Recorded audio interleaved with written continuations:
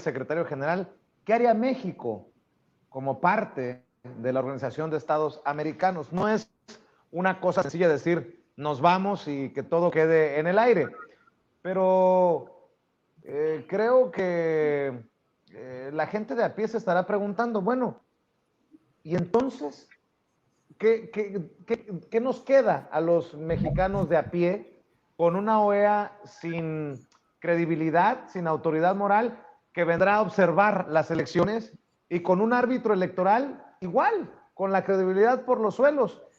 Yo pregunto, ¿qué le queda al mexicano de a pie con estos observadores, árbitros, disque autoridades? Mira, yo creo que esto es parte todo de una estrategia muy amplia, ¿no? No hay que pensar nada más a la OEA como el único instrumento del cual se pueden hacer valer las oligarquías de este país, los grupos que no están de acuerdo con el proceso actual que se está llevando a cabo hoy en México.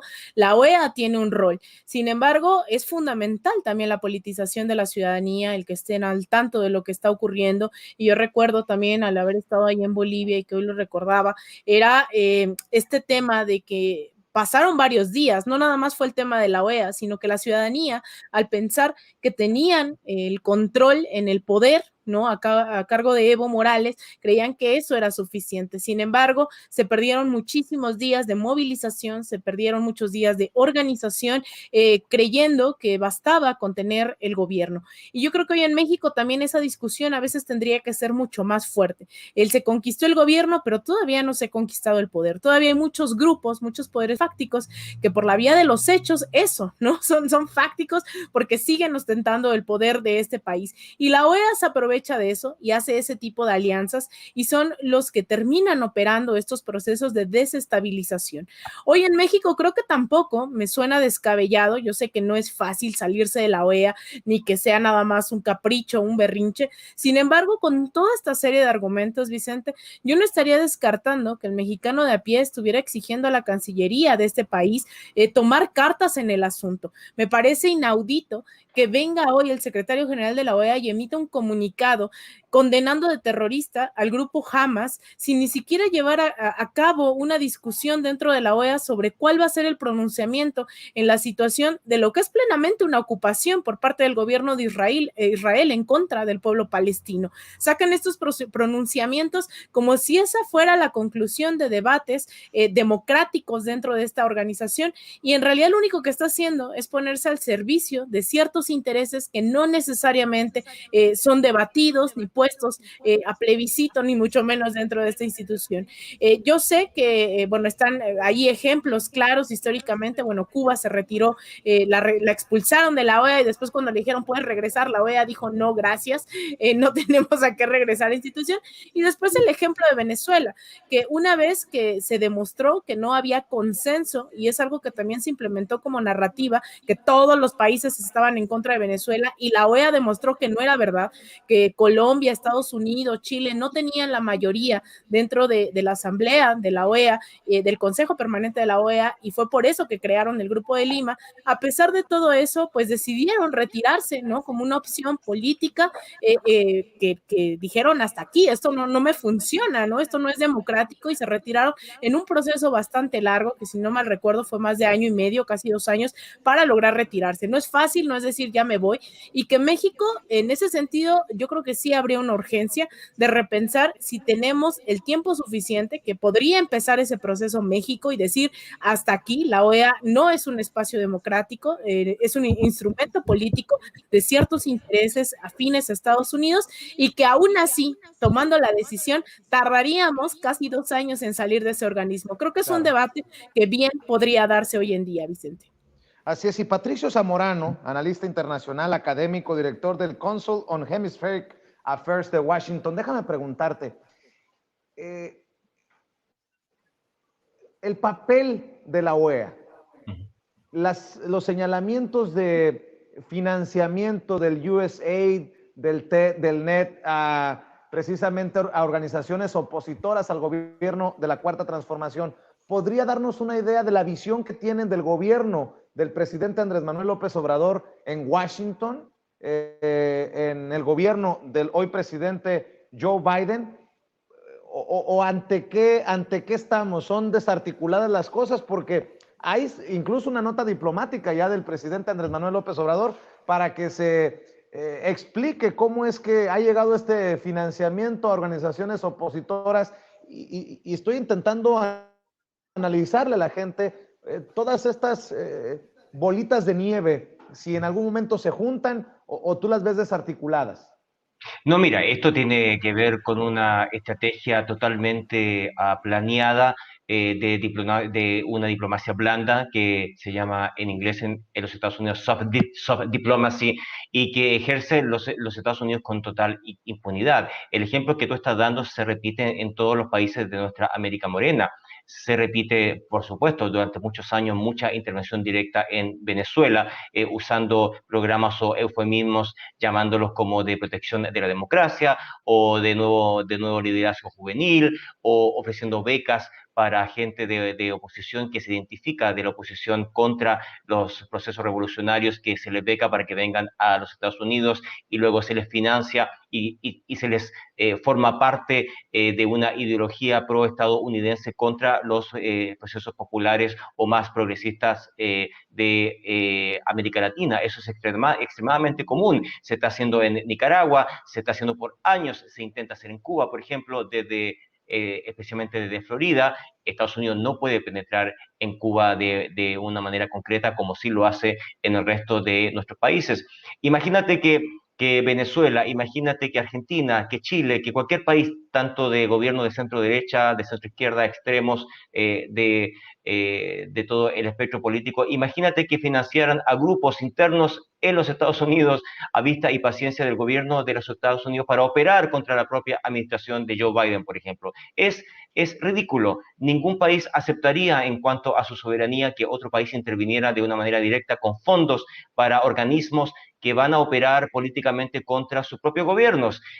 ¿Por qué América Latina acepta que los Estados Unidos ejerza ese nivel de influencia? Esa es la gran pregunta que uno se hace cuando ve los procesos de intervención que algunos han sido radicalmente violentos, como el Allende de Chile, y otros un poco más encubiertos, como lo que se ha intentado en Venezuela, por ejemplo, en Nicaragua y en otros países.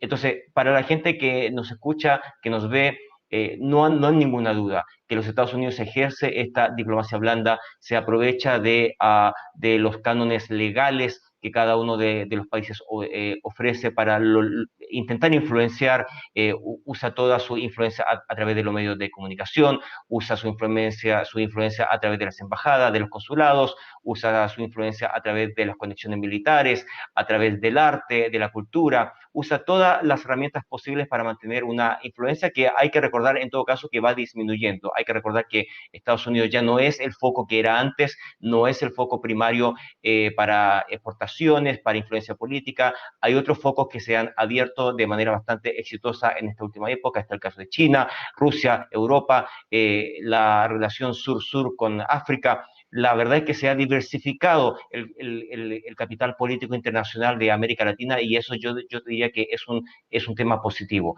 Quiero nomás cerrar esta opinión un poco citando lo que se ha dicho hasta ahora Alina Leo con una anécdota importantísima que describe a la administración de Luis Almagro de una manera bastante fuerte. En abril del 2017, Almagro estaba desesperado para hacer un voto más contra Venezuela y como no lo lograba, como no tenía el apoyo en esa época de la presidencia del Consejo Permanente que estaba bajo la Bolivia de Morales, Luis Almagro hizo una operación para dejar fuera del Consejo Permanente al embajador de la OEA ante Bolivia y reemplazarlo durante 2 horas por el representante de Honduras, otro gobierno que sabemos que es totalmente golpista, que ha hecho fraude electoral ya 2 veces la presidencia de Juan Orlando Hernández, y ese fue el representante que Almagro eligió para ponerlo en la presidencia del Consejo Permanente para lograr un voto contra Venezuela, voto que no alcanzó el quórum, no hubo suficientes votos así y todo hizo una declaración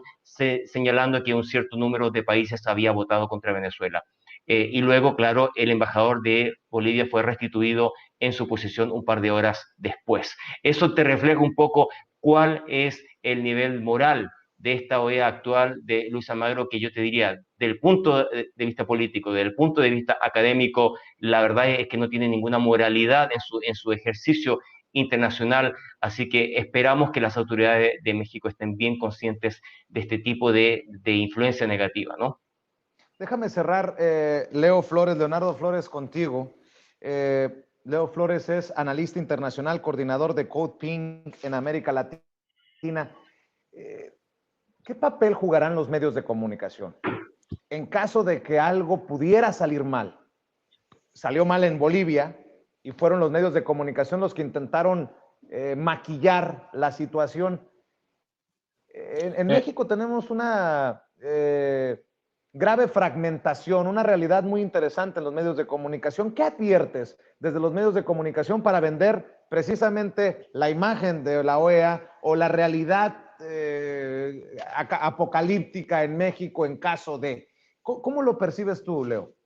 No, los medios van a jugar un papel fundamental. Eso se vio, como lo dijiste, en Bolivia, que fueron los medios los primeros en agarrar este mensaje de Almagro y difundirlo en todo el mundo, creando esta narrativa de que había un fraude electoral cuando no lo hubo. También los medios jugaron un papel súper importante en Ecuador, donde no hubo fraude, pero sí hubieron condiciones electorales desiguales gracias a todo el apoyo que recibió la campaña de Lazo en los medios. Entonces yo creo que el mensaje o la moral, la lectura que deberían tener en México es que la importancia de medios independientes como Sin Censura, de otros medios alternativos, donde sí se puede hablar ciertas verdades, en los medios corporativos no permiten hablar de estas realidades.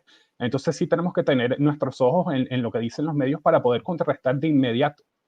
Eso va a ser fundamental. Eso es una lección que se ha aprendido en Venezuela, por ejemplo, con los medios no solo estatales, pero medios comunitarios. Eso ha ayudado a que ahora, por ejemplo, el 80% de los venezolanos están en contra de las sanciones, a pesar de que los medios tienen 7